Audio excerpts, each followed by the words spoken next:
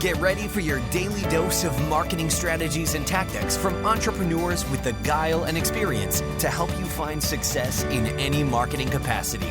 You're listening to Marketing School with your instructors, Neil Patel and Eric Su.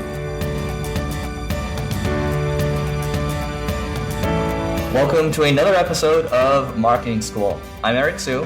And I'm Neil Patel. And today we're going to talk about how to win more business as a freelance digital marketer. So first and foremost, if you listened to the last episode, I talked about audience being the number one thing that's the most difficult thing to do, but you can reap the benefits afterwards. So I always think it's about building the audience first, building people that follow you, and then figuring out what to do afterwards. So if you're able to build an audience, so for example, creating a podcast, or you have a great YouTube channel where you're doing like a vlog every single day, figure out where your audience is hanging out, and then constantly deliver to them over time, and then be consistent. Because I hear from people all the time, it's like, oh, I heard you on Growth Everywhere, or I heard you on Marketing School, or I just get your content all the time. Same thing with Neil, right? A lot of people want to work with Neil too, just because he's constantly delivering content over time.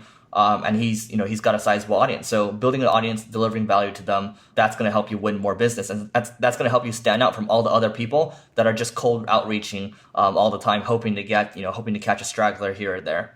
Yeah, one simple thing to do is go to Crunchbase, go look at all the people that have raised money, and email them stuff that they can do to improve their company. It's a simple way, break down all the stuff that they're doing wrong, and even tell them how to fix it.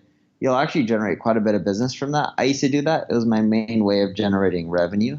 There wasn't Crunchbase at that time. Crunchbase has made it easier. Back then, what I would do is I would just manually Google and tell every website who's spending a lot of money on pay-per-click on what they're doing wrong on SEO or their pay-per-click or social media, etc. And I told them the changes to make. It helped me generate a lot of business over the years. Nowadays, there's so many sales tools out there that can help you, reach out to people. And well, one of the things is with these sales tools, like let's look at Outreach, for example. They are tailored to allow you to send messages at scale. A lot of these tools aren't, going to give you the opportunity to personalize. So using a tool like, let's say, Yesware, I'm not sure if Yesware allows this, but Yesware is fairly popular. But I know Mixmax for sure. Mixmax will allow you to, let's say, schedule a template, but then you're able to personalize each template because if you're sending the same thing over and over, like you can basically detect now when people are sending you a templatized email. But if you just customize maybe, 10 to 20% of an email,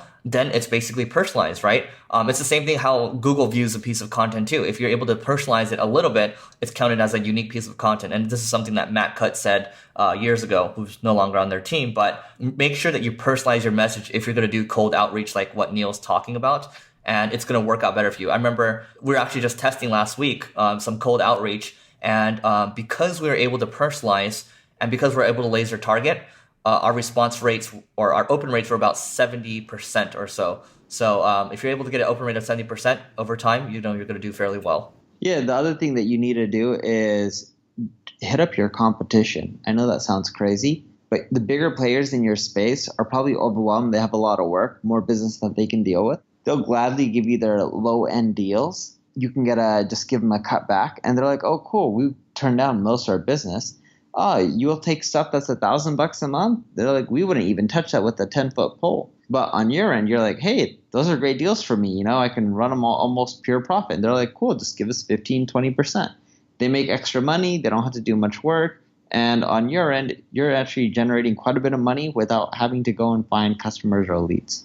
This is actually huge because we refer a good amount of deals out, especially the smaller ones like what Neil's talking about. So this works out really well. And I know Neil does something similar too.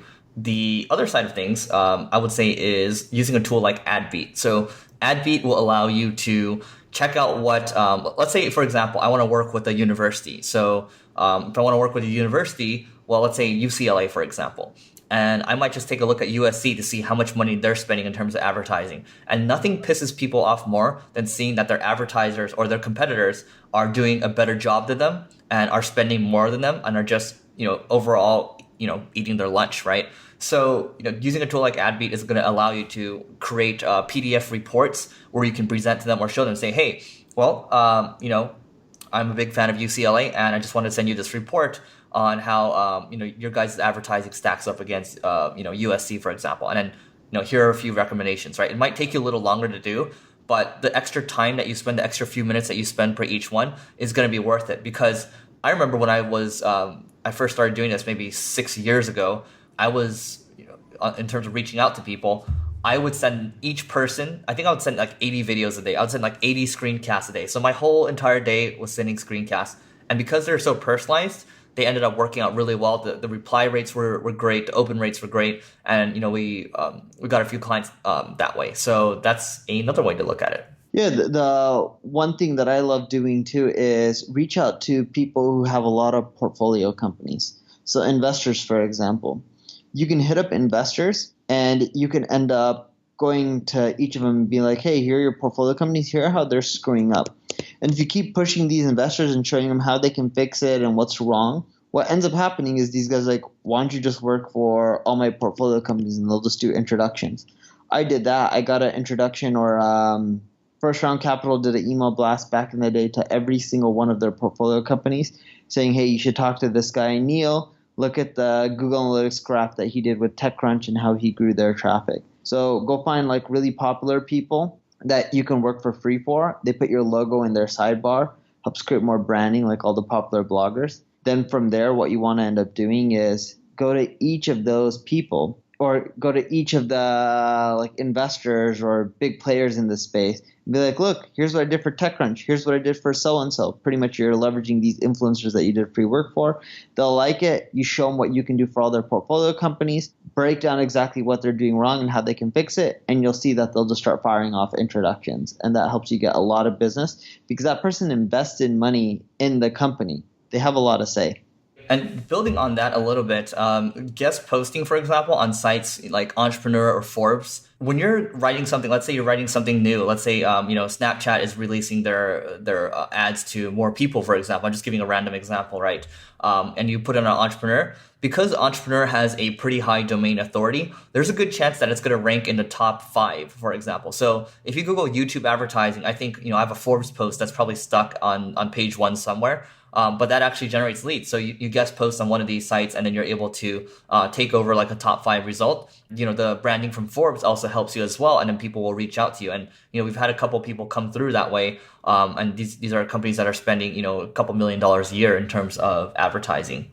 One more thing I'd add on my end is relationship stacking. So what you want to do there, instead of calling it networking, you're building relationships with people, right? So, whether it's you attending, events and meeting up with people and genuinely trying to add value instead of trying to hand out your cards all the time, you're aiming to build a relationship with at least one person for these events that you go to. If you can get one good relationship, I think that's a win. Not instead of saying I built 50 relationships where I'll probably never talk to these people again, which are basically not even relationships.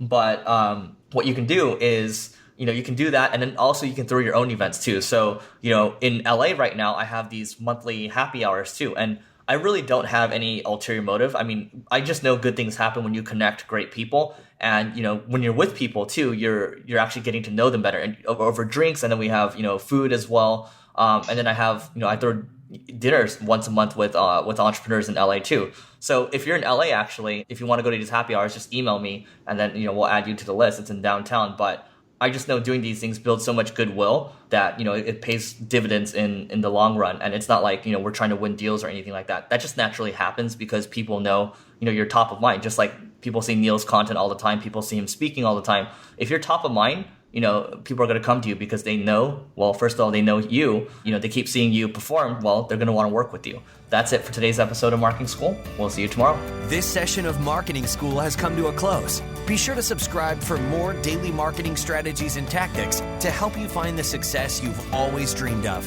And don't forget to rate and review so we can continue to bring you the best daily content possible. We'll see you in class tomorrow, right here on Marketing School.